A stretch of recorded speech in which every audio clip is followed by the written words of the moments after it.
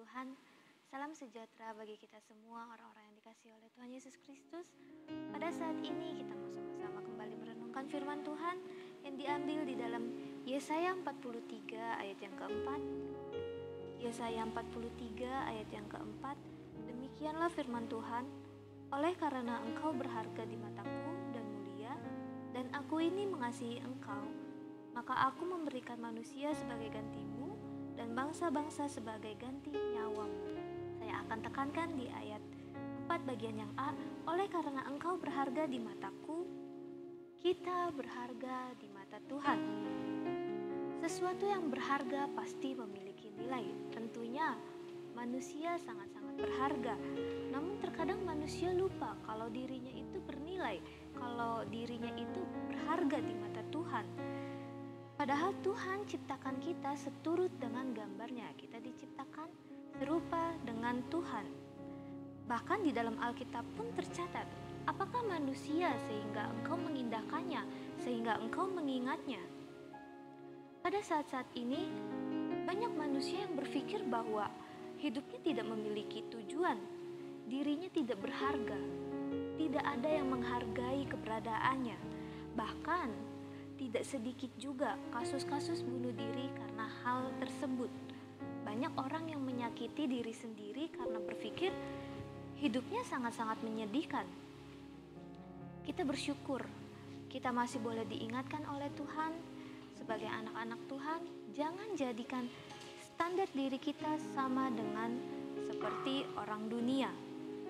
Ketika mungkin saat ini ada yang sedang mengalami hal-hal yang seperti ini, atau merasa bahwa dirinya tidak ada yang menghargai, bahwa dirinya tidak berguna, seolah-olah hidupnya tidak berharga di mata manusia. Ingat, itu di mata manusia, berbeda dengan di mata Tuhan. Kita sangat-sangat berharga di mata Tuhan.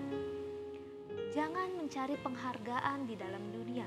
Sekali lagi saya katakan, jangan mencari penghargaan di dalam dunia. Yang ada kita akan merasakan yang namanya kekecewaan. Harus diakui memang manusia butuh yang namanya pengakuan. Manusia butuh yang namanya dihargai. Namun jangan jadikan itu sebagai tujuan utama di dalam kehidupan kita. Dihargai oleh manusia itu bukanlah segala-galanya. Kita berharga di mata Tuhan. Ingat, Dialah yang menciptakan kita. Tuhanlah yang menciptakan kita. Seorang penemu atau pencipta suatu barang, dia sangat memahami untuk apa barang itu diciptakan. Dan pasti barang tersebut memiliki sebuah tujuan. Namun ketika barang itu sampai kepada tangan yang tidak tahu untuk apa kegunaan atau manfaatnya, tentu ia akan membuangnya. Dan mungkin mereka akan beranggapan bahwa itu adalah sebuah sampah, itu tidak berguna buat dia. Begitupun hidup kita. Orang lain gak akan melihat betapa pentingnya hidup kita. Namun pencipta kita tahu seberapa berharganya kita. Di dalam Matius 12 ayat yang ke-20, Matius 12 ayat yang ke-20,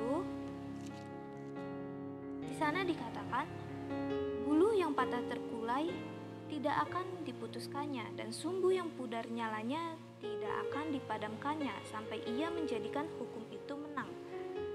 Saya mengambil di dalam terjemahan sederhana Indonesia, Matius 12 ayat 20, demikianlah firman Tuhan, dia tidak akan mematahkan harapan orang-orang yang lemah, dan dia akan lemah lembut kepada orang yang hampir putus asa.